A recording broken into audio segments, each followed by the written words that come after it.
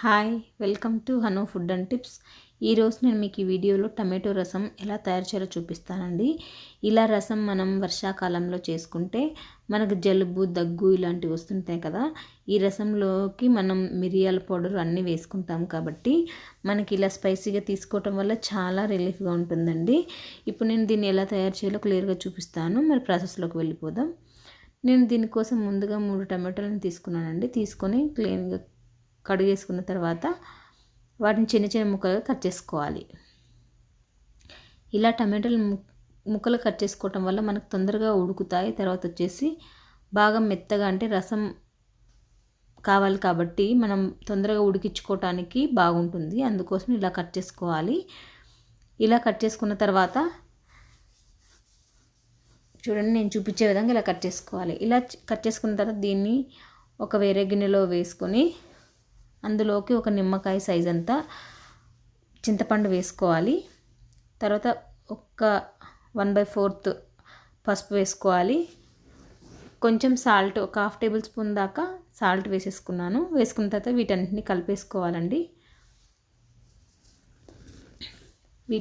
వీటినన్నీ కలిపిన తర్వాత gas on చేసుకొని గ్యాస్ మీద పెట్టి మూత పెట్టేసుకొని లో ఫ్లేమ్లో కొంచెం సేపు కుక్ చేసుకోవాలి. మనం రసం పౌడర్ తయారు చేయాలి కాబట్టి దానికి ఒక క్రషర్ని తీసుకొని అందులో కొన్ని మెంతులు, కొంచెం బ్లాక్ పెప్పరు, తర్వాత కొరియాండర్ సీడ్స్ 1/2 టేబుల్ స్పూను, తర్వాత జీలకర్ర 1 టేబుల్ స్పూన్ దాకా తీసుకోవాలి.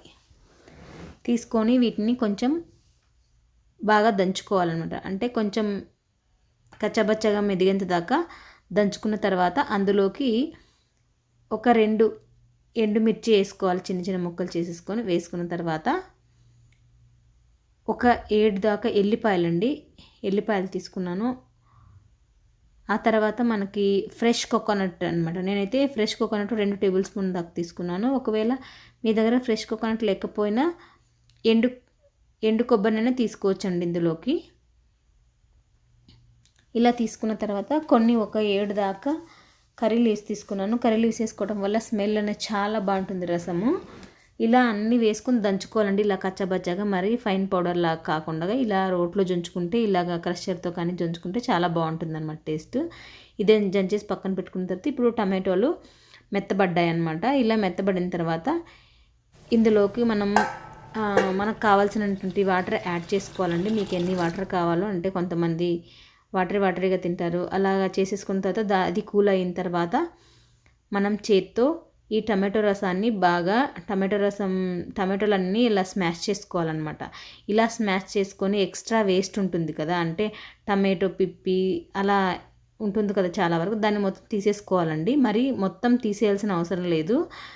మామూలుగా కొంచెం దాకా తీసేసిన తర్వాత ఇలా ఎక్స్ట్రా రిమూవ్ చేసుకున్న తర్వాత దాన్ని పక్కన పెట్టేసుకోవాలి. ఇప్పుడు మనం ఒక కడాయి తీసుకొని అందులోకి 1 టేబుల్ స్పూన్ దాకా పోపు కోసం ఆయిల్ తీసుకోవాలి. అందులోకి ఒక 1/2 టేబుల్ స్పూన్ దాకా ఆవాలు తీసుకున్నాను. ఇంకొక 1/2 టేబుల్ స్పూన్ దాకా జీలకర్ర తీసుకోవాలి. ఒక రెడ్ చిల్లీ వేసేసుకోవాలి. ఇలా వేసుకున్న తర్వాత ఇవి బాగా వేడైన తర్వాత ఇప్పుడు మనం ఒక ఆనియన్ అండి, పొడవుగా కట్ చేసుకున్నటువంటి ఆనియన్, తర్వాత కరివేపాకు వేసేసుకొని వీటిని ఫ్రై చేసుకోవాలన్నమాట. అంటే కొంచెం ఆనియన్ అనేది బ్రౌన్ కలర్లోకి టర్న్ అయ్యేంత వరకు మనం ఫ్రై చేసుకున్న తర్వాత మనం ముందుగా తయారు చేసి పెట్టుకున్నాం కదా రసం పౌడర్ని, దాన్ని తీసుకొచ్చి అందులోకి వేసేసుకోవాలి. వేసుకున్న తర్వాత ఒక 2 మినిట్స్ దాకా బాగా కలుపుకొని తర్వాత గ్యాస్ ఆఫ్ చేసుకోవాలి.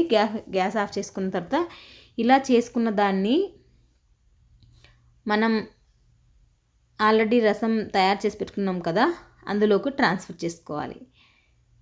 ఇలా ట్రాన్స్ఫర్ చేసుకున్న తర్వాత పోపుని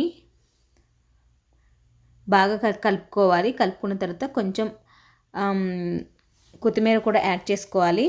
ఇలా యాడ్ చేసుకున్న తర్వాత రసాన్ని బాగా కలుపుకున్న తర్వాత దానికి మూత పెట్టేసుకొని ఒక 10 నిమిషాల దాకా బాగా ఉడికించుకోవాలండి.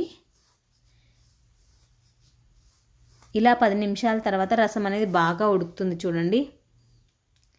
ఇప్పుడు మనం ఇందులోకి బాగా కలుపుకొని అన్నీ, అంటే ఏమైనా సాల్ట్ తక్కువ అంటే అన్నీ వేసుకొని కలుపుకోవాలి. సాల్ట్ ఏదైనా తక్కువ ఉంటే ఇప్పుడు వేసుకోవచ్చండి.